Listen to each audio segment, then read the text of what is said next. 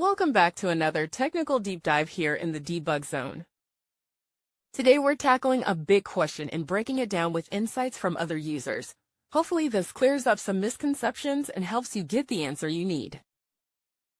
So buckle up, stay a little curious, and let's jump right in.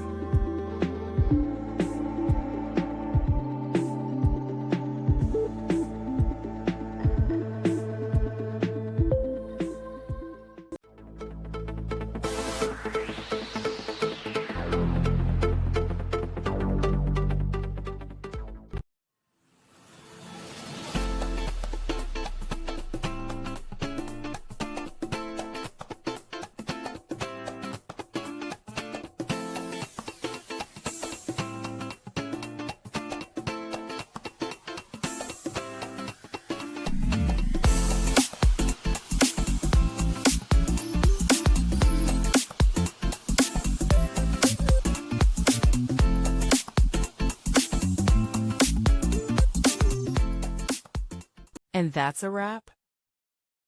I hope you found the answer you were looking for. If you did, take a second to hit that subscribe button. It really helps out. And let me know in the comments which solution worked best for you. See you next time in the debug zone.